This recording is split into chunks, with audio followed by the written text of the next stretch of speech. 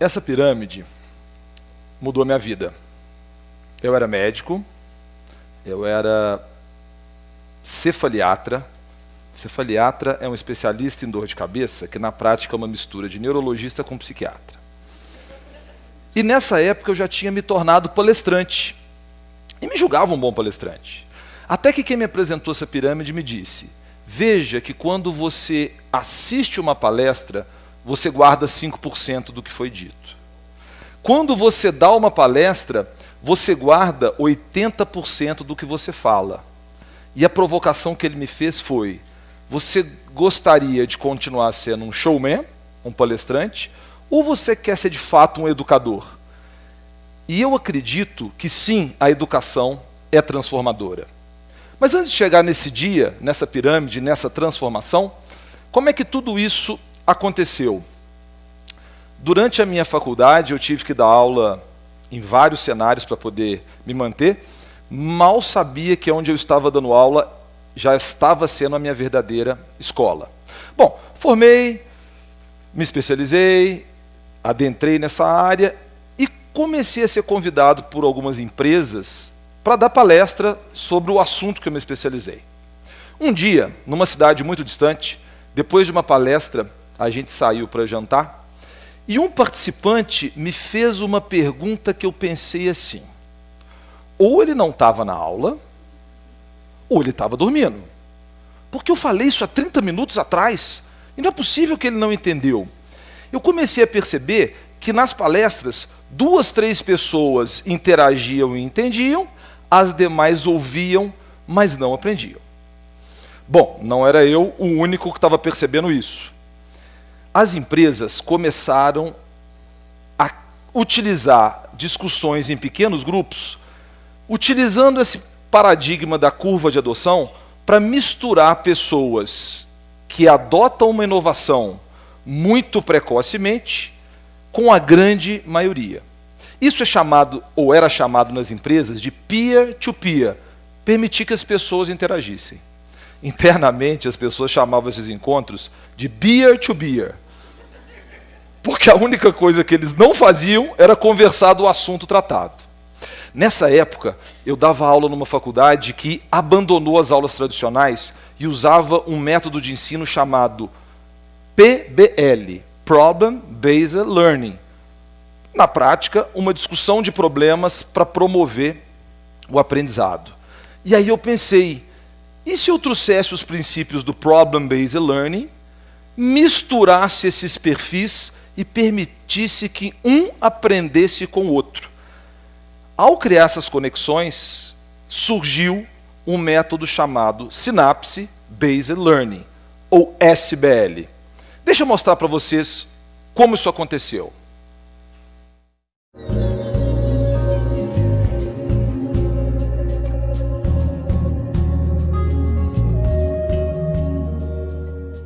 Quando você pensa em aprendizado, provavelmente você pensa numa cena como essa, certo? Mas ela definitivamente não é a melhor forma para se aprender algo.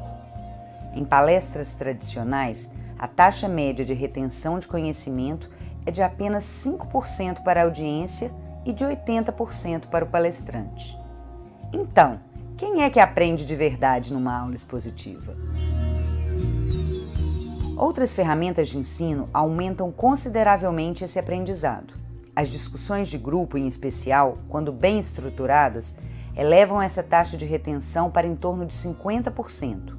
Por isso foi criado o método SBL, Synapse Based Learning, um híbrido de aula expositiva e o grupo tutorial do Problem Based Learning, PBL. O método é uma discussão de uma situação-problema em pequenos grupos, com 8 a 16 participantes. Com 1h30 de duração, a discussão promove a interação entre participantes com diferentes perfis, conforme a curva de adoção de inovação. Vejamos como são esses perfis. Entusiastas, considerados aventureiros, sempre dispostos a abraçar tudo que é novidade. Líderes de opinião, fundamentais como influenciadores.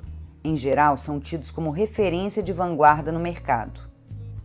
Pragmáticos. Nem os primeiros, nem os últimos. Sabe como é? Tendem a ponderar mais sobre suas decisões. Conservadores. Muito cautelosos, mais desconfiados. Céticos. Muito resistentes, super conservadores nas suas preferências. A ideia é promover a interação entre pares, numa forma de aprendizagem interpessoal. Para isso, a gente compõe a mesa assim. A discussão é liderada por um moderador pré-treinado. O professor tradicional se torna um convidado especial chamado gabarito. E, como convidados, chamamos 1 ou 2 entusiastas, pelo menos 2 líderes de opinião no assunto discutido, 6 a 8 pragmáticos, 4 a 6 conservadores. E os céticos? Bom, vamos deixá-los de fora deste método. E como funciona a discussão? O moderador usa um slide kit como roteiro. Antes do debate em si, ele faz a ativação de conhecimentos prévios com a exposição de dados que contextualizam o problema. Na sequência, apresenta o problema e promove a interação sobre diagnóstico diferencial e tratamento baseado em evidência, confrontando as vivências. Após a discussão, a solução é apresentada também no formato expositivo. A implementação da metodologia passa por várias etapas, da definição dos objetivos da aprendizagem, passando pela elaboração da situação-problema, o desenvolvimento do slide kit, a seleção dos moderadores, a capacitação dos moderadores em uma oficina de treinamento, até a realização dos encontros. Vejam que na prática é uma discussão com bastante diversidade, a mesa é composta por aqueles perfis, o professor tradicional vira um gabarito e o moderador, que foi pré-treinado em algumas técnicas, lidera a discussão. Para chegar nesse modelo, eu tive que mergulhar para entender como o ser humano pensa frente a problemas, a situações complexas. E se a gente for entender como o ser humano decide no xadrez, dá para exportar isso para como o cirurgião pensa, como a bailarina pensa, como um atleta de alta performance. Na verdade, em situações complexas, os experts, os especialistas, não veem esse tabuleiro como um jogador qualquer. Eles veem esse tabuleiro de uma maneira diferente. E vejam que interessante. A partir da quinta, sexta jogada do xadrez, você tem bilhões de possibilidades em cada jogada. E o computador, claro, tem uma capacidade de avaliar muito mais jogadas. Só que até a criação desse computador, o Deep Blue, o computador não era capaz de ganhar do ser humano. Por quê? Porque o expert, o especialista, tem um script que ele decide automaticamente, ele decide pela intuição. Ele vê várias situações e elimina inúmeras. Depois que o Deep Blue foi criado, o computador passou a imitar o jeito dos mestres de enxadristas jogarem. Nunca mais a gente ganhou do computador. E a evolução da inteligência artificial mostra que os especialistas pensam diferente.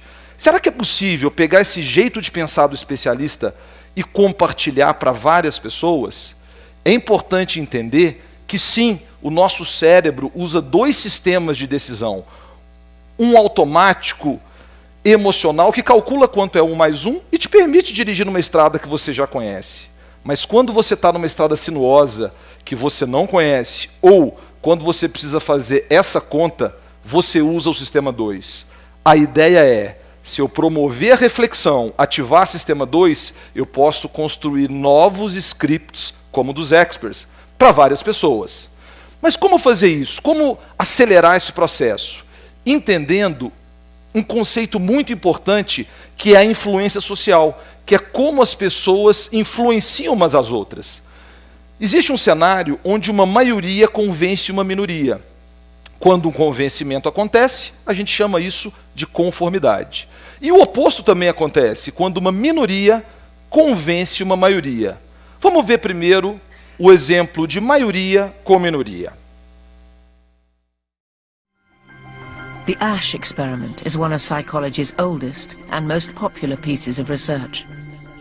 A volunteer is told that he's taking part in a visual perception test.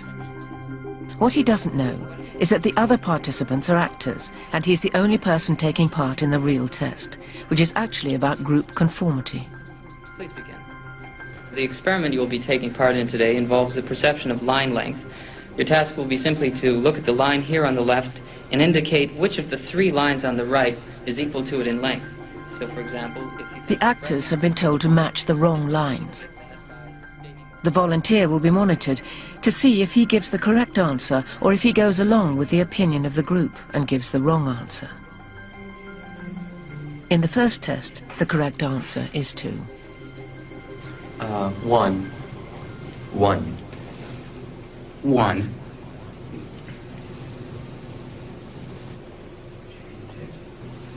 2. 1.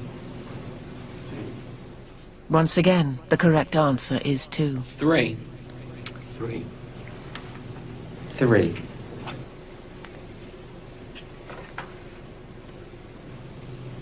3. 3. The ASH experiment has been repeated many times, and the results have been supported again and again. We will conform to the group. Again, we're very social creatures. We're very much aware of what the people around us think. We want to be liked. We don't want to be seen to rock the boat, so we will go along with the group. Even if we don't believe what people are saying, we'll still go along. 1. 1. 1. Group dynamics is one of the most powerful forces in human psychology. 1. Esse foi um exemplo de maioria para minoria. E o contrário, será que uma minoria é capaz de convencer uma maioria? Quando você está diante de um problema de resultado incerto, de um problema julgamental que não existe resposta exata, se a maioria perceber que existe uma minoria consistente e segura, ela aumenta a sua taxa de conformidade. Então essa é a ideia da metodologia, trazer um expert para compartilhar o seu modelo de pensamento com os demais e ajudar o grupo a desenvolver sua expertise. A gente fez isso num cenário muito interessante, com pequenos cafeicultores familiares. Esses cafeicultores, eles vêm de várias gerações na atividade. Eles sabem muito sobre produzir café, mas eles são muito teimosos para adquirir novas práticas. Uma delas é obter selos de sustentabilidade que permita colocar esse produto em mercados internacionais. Eles acham que esse selo dá muito trabalho, tem que preencher muito papel, incluindo anotar os custos, e não vale a pena o pequeno prêmio que a sustentabilidade paga. O que eles não percebem é que a sustentabilidade, além de respeitar o social, as pessoas e o ambiental, ela é uma forma de gestão, é uma forma deles saberem os seus próprios custos. E quando o preço do café cai, essas pessoas ficam muito à mercê disso. O que a gente fez aqui? Nós temos uma mulher como influenciadora para a questão social, para a questão de cuidado, para a questão de detalhe. Um produtor rural que já tinha trabalhado com contabilidade e que sabe como anotar custos é importante. E nós fizemos um grupo onde eu fui o moderador e um engenheiro agrônomo especialista em café foi o gabarito. Essa dinâmica promoveu uma taxa de conformidade de 60%. 60% dos participantes perceberam que, se eu obtiver sustentabilidade, eu posso manter a próxima geração fixa na atividade. E é isso que a gente faz, é isso que o método promove. Para isso acontecer, tem um detalhe: diversidade é muito interessante, só que ela depende de alguém que facilite a comunicação, porque senão as pessoas não interagem com máxima performance. Para isso, na nossa metodologia, o moderador é treinado em 6 técnicas, que em suma são escuta ativa, escuta atenta, escutatória. Além disso, perguntas abertas que promovem reflexão, parafrasear o que está sendo dito para a discussão ter uma conexão, cadenciar a discussão como um maestro para que todos possam participar, sistematizar o que foi dito para não ficar confuso e, finalmente, legitimar quem sabe muito do assunto. Essas pessoas, quando são legitimadas, elas relaxam na discussão. E uma coisa muito interessante, lembra do exemplo que eu contei da pessoa que foi na palestra e no jantar não sabia do que se tratava, eu percebi que essas pessoas não tinham voz. Essas pessoas não eram ouvidas. Só os professores, os muito experts, é que podiam falar. Na nossa metodologia, todos têm que participar. O moderador é treinado a empoderar o indivíduo, a dar para ele voz. Isso aumenta a taxa de conformidade. Por fim, a gente percebe que o desfecho final dessa história é deep learning, é aprendizagem profunda. Quando uma criança estuda para passar na prova, isso é aprendizagem superficial. Quando uma criança estuda porque está curiosa, ela não esquece mais. Curiosidade é fundamental. Tecnicamente, a gente chama isso de motivação intrínseca. Segundo, essa sensação que eu faço parte abre para eu participar. Terceiro, eu tenho que ativar conhecimentos prévios. Para ensinar algo novo, o cérebro faz uma rede semântica, uma rede de sinapses que conecta o novo com o que eu já sabia. E, finalmente, que é o mais interessante, você pode promover deep learning trazendo mais informações. Só que, na prática, o jeito mais fácil é, as informações já estão aí. Se você criar as conexões, principalmente de áreas que parecem distintas e as pessoas veem de forma fragmentada, você promove deep learning. A inteligência artificial está se movendo para isso. Esse cérebro, o nosso órgão é capaz de fazer isso. Hoje eu olho para trás e pergunto, valeu a pena largar a medicina? Às vezes eu recebo ligações de pessoas que eu tratava e me dizem assim, doutor Ari, o senhor não está atendendo mais? Não brinca, o senhor é um médico tão legal, foi tão bom para mim. Claro que isso dói, eu penso na minha trajetória, eu venho de família simples, foi muito difícil me formar. Mas hoje, nós já treinamos essa metodologia mais de 2.500 profissionais, entre médicos, farmacêuticos, engenheiros agrônomos, dentistas, e essas pessoas já replicaram a metodologia para milhares de outros profissionais. Hoje eu vivo de fazer train the trainers, e isso eu percebo que atinge milhares de pessoas. Então, eu sinto que aquela pirâmide fez conexão. Realmente eu me transformei em educador, e ao me transformar em educador, eu encontrei uma forma de transformar o mundo. Obrigado.